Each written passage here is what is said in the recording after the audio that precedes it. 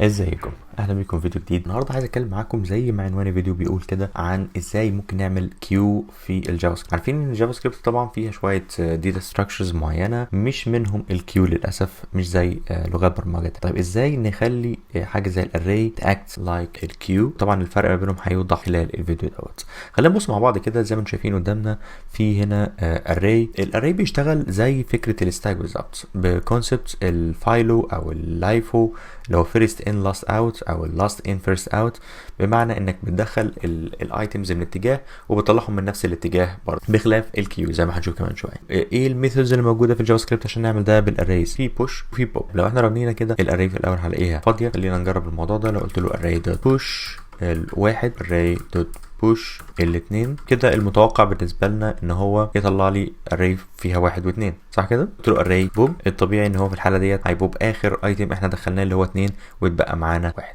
لغايه دلوقتي الموضوع سهل وبسيط جدا. حتى لو احنا قلت له مثلا بوش 3 مثلا، هتلاقيه عمل بوش 3 وبعد كده هيشيل 3 في الاخر وهيبقى واحد واثنين. ده الاري، وده الموضوع اللي من احسن الحاجات اللي احنا ممكن نتعلمها اصلا في الجافا سكريبت، محتاجين نتقنها جدا، هو الاريز وكل الميثودز اللي بتيجي معاها. طب الكيو بقى هنعملها ازاي من خلال الاري؟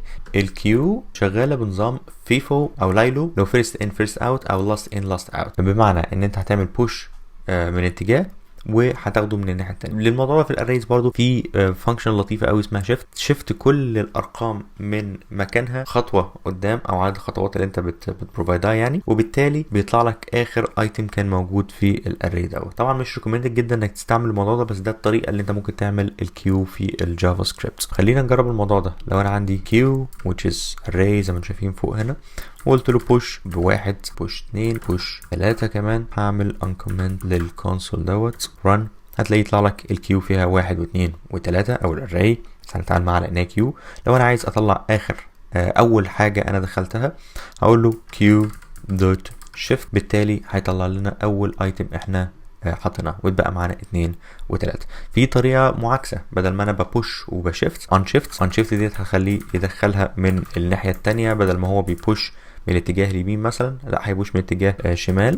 خروج هخليه بوب عادي، فبالتالي ما تيجي تران هتلاقي بيدخلك الاول انشيفت 1 من اليمين، بعد كده انشيفت 2، بعد كده انشيفت 3، بعد كده قلت له بوب فخد واحد اللي احنا دخلناها اول حاجه بس من الاتجاه المعاكس.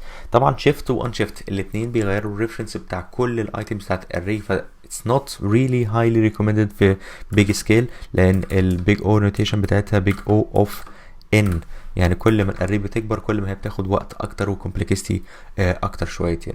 بس امبلمنتيشن سريع لكيو لو هي حاجه صغيره على سكيل صغير، بالتالي ده هيكون كفايه. ده از بونص تاسك ان احنا نعمل ان كيو ودي كيو فانكشنز جوه الاري، وده ببساطه زي ما احنا عارفين جافا سكريبت شغاله ببروتوتايب.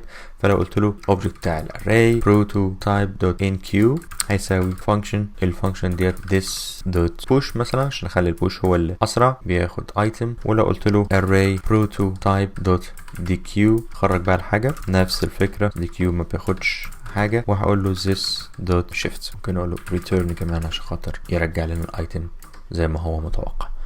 في الحاله ديت لو انا رحت جاي واخد التو فانكشنز دول اعمل لهم uncomment هنا، خليه يدخل 4 سايب، شيل دي كده. ففي الحاله ديت المفروض ان كيو توقع ان هي هنا عباره عن 1، هنا عباره عن 2 1، لان احنا هنا بنعمل unshift، هنا قلت له السيمي كولن عشان خاطر يبطل complaining، هنا عبارة عن 3 2 1. وبعد كده احنا رجعنا هنا عملنا بوش في الان كيو، هتبقى من الاتجاه اليمين بقى المرة دي، معلش استحملوا معايا، 2 1، وهنا هيبقى بوش ل4. في النهاية لو جينا نعمل هنا دي كيو هيبقى 2 1 4. ده المتوقع. نشوف اذا كانت هي 3 2 1 4 او لا. لو جينا نرن فعلا 3 2 1 4.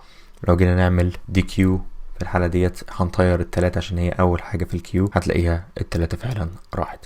بس هو ده كل اللي كنت عايز أقوله النهاردة، إزاي ممكن تعمل implementation للكيو data structure طريقة بسيطة. طبعا not recommended على سكيل كبير، في implementations عظيمة جدا لو أنت بتتكلم بقى في إنك تعمل حاجة optimized، تحتاج إنك تعمل 2 pointers وحاجات كده. ده ممكن نتكلم عنه في فيديو تاني إن شاء الله. أتمنى تكون استفدت أي حاجة النهاردة من الفيديو دوت، وأشوفكم على خير إن شاء الله في فيديو جديد.